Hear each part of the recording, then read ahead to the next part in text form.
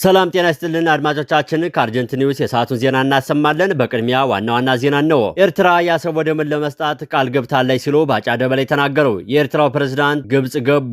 እነዚህንና ሌሎች ትክክለኛ ወቅታዊና ታማኝነት ያላቸው መረጃ ታገኙ ዘንድ አብራችሁን ቆዩ። በኬንያ የኢትዮጵያ አምባሳደርና ከፍተኛ የጦር መኮንን የሆኑት ሌተናል ጀነራል ባጫ ደበሌ የአሰብ ወደብ ጉዳይ አዲስ አጀንዳ አለመሆኑንና ከዚህ ቀደም በጠቅላይ ሚኒስትር አብይ አህመድና በኤርትራው ፕሬዝዳንት ኢሳያስ አፈወርቂ መካከል መግባባት ላይ የተደረሰበት ጉዳይ እንደነበር የሚጠቁም መረጃ በትግረኛ ቋንቋ በመጻፍ በማህበራዊ ትስስር ገጻቸው ላይ አስፍረዋል። ጀነራል ባጫ በትግረኛ ቋንቋ ባሰፈሩት ጽሑፍ ጠቅላይ ሚኒስትር አብይ አህመድ ከፕሬዝዳንት ኢሳያስ ጋር በሚሊኒየም አዳራሽ በተካሄደው አንድ ዝግጅት ላይ እኔና እሱ የምንጋራው አሰብን ነው ማለታቸውን አስታውሰዋል። ጀነራሉ አክለውም ፕሬዝዳንት ኢሳያስ ይህንን ሐሳብ እጃቸውን ግንባራቸው ላይ በማድረግ በመደገፍ ምልክት አሰብን ለኢትዮጵያ ሕዝብ ለማካፈል እንደሚስማሙ ገልጸው ነበር ብለዋል። በዚህ መሰረት የአሰብ ጉዳይ አሁን በድንገት የተነሳ አዲስ አጀንዳ ሳይሆን ከዚህ ቀደም በሁለቱ መሪዎች መካከል መግባባት ላይ የተደረሰበት እንደሆነ ጀነራሉ ተናግረዋል። በመጨረሻም አሰብ በአሻጥር የተወሰደ የኢትዮጵያ ሀብትና ቅርስ ነው ሲሉ ጽሑፋቸውን ደምድመዋል። እንደ አውሮፓውያን አቆጣጠር በ2018 በኢትዮጵያና በኤርትራ መካከል ታሪካዊ ሰላም ስምምነት ሲፈረም በሁለቱ ሀገራት ከፍተኛ የሆነ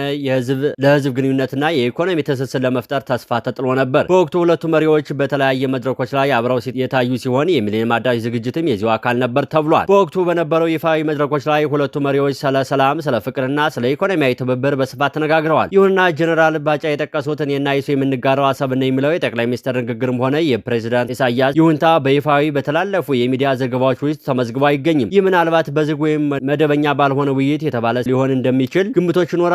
ነገር ግን በይፋ የተረጋገጠ መረጃ አይደለም። የኤርትራ መንግስት የአሰብን ጨምሮ ሁሉም የወደብ ከተሞቿ የግዛቶቿ የማይገሰስ አካል መሆናቸውና በሉዓላዊነቷ ላይ ምንም አይነት ድርድር እንደማታደርግ በተደጋጋሚ ይገለጻል። የጀነራል ባጫ ንግግር ተከትሎን ከኤርትራ በኩል የተሰጠ ይፋዊ ምላሽ የለም። የጀነራል ባጫ መረጃ የወጣው የኢትዮጵያ መንግስት የቀይ ባህር የወደብ ባለቤት ጥያቄ የህልውና ጉዳይ መሆኑ በይፋ ማወጅ በጀመረበት ወቅት ነው። የጀነራሉ ንግግር ይህን ጥያቄ ከ2018 የሰላም ስምምነት ጀምሮ በሁለቱ መሪዎች መካከል ሲነሳ የነበረና የተከዳ ስውር ስምምነት እንደነበር ለማሳየት ያለመ ሊሆን ይችላል ተብሏል። ይህ መረጃ ምንም እንኳን በይፋ ያልተረጋገጠ ቢሆንም በቀጠናው ውስጥ ያለውን ውጥረትና የሁለቱ ሀገራትን ግንኙነት ውስብስብነት ይበልጥ የሚያሳይ ክስተት ሆኗል። ከዚህ ጋር ተያይዞ የኤርትራው ፕሬዝዳንት ኢሳያስ አፈወርቂ በግብጽ ፕሬዝዳንት አብድል ፈታህ አልሲሲ በተደረገላቸው ይፋዊ ግብዣ መሰረት ለይፋዊ የስራ ጉብኝት ዛሬ ረፋድ ላይ ካይሮ ገብተዋል። በ5 ቀናት በሚቆየው በዚህ ጉብኝት ሁለቱ መሪዎች በሁለትዮሽ ግንኙነቶችና በቀጠናው አንገብጋቢ ጉዳዮች ላይ ይመክራሉ ተብሏል። የኤርትራው ፕሬዝዳንት ጽህፈት ቤት ኃላፊ አቶ የማነ ገብረ መስቀል እንዳስታወቁት የልኡካን ቡድኑ የውጭ ጉዳይ ሚኒስትርን አቶ ዑስማን ሳለህን ያካተተ ሲሆን ጉብኝቱ የሁለቱን ሀገራት ግንኙነት ይበልጥ ለማጠናከር ያለመ ነው ተብሏል። ከዲፕሎማሲያዊ ውይይቶች በተጨማሪ ፕሬዝዳንት ኢሳያስና ልኡካቸው በመጪው ቅዳሜ ኖቨምበር 1 2025 በሚካሄደውና በዓለም አቀፍ ግዙፍ ተብሎ የተነገረለት የታላቁ የግብጽ ሙዚየም የምረቃ ስነ ስርዓት ላይ ይሳተፋሉ።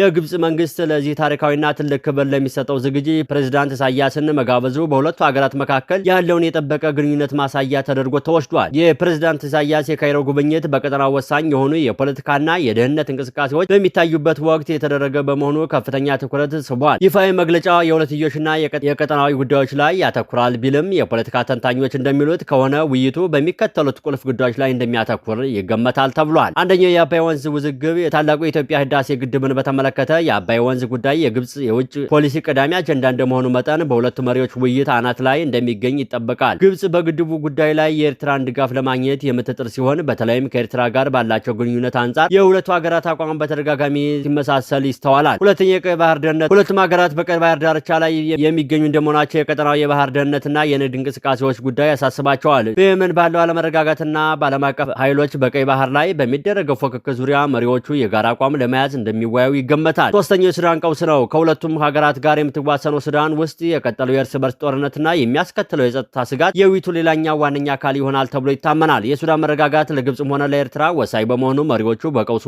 አፈታት ዙሪያ ሊመክሩ ይችላሉ ተብሏል። የፕሬዝዳንት ኢሳያስ ጉብኝት ኤርትራና ግብጽ በአፍሪካ ቀንድና በቀይ ባህር አካባቢ ያላቸውን ስትራቴጂካዊ አጋርነት ይበልጥ የሚያጠናክርና በቀጠናው የኃይል አሰላለፍ ላይ የራሱን ተጽዕኖ ሊያሳርፍ የሚችል እርምጃ እንደሆነ ተንታኞች ይገልጻሉ። ሌሎች ምንጮች እንደሚሉት ደግሞ ኢሳያስ አፈወርቂ ኤርትራ የገቡት የጦር መሳሪያ ድጋፍ ለመጠየቅ እንደሆነም ይታመናል ተብሏል።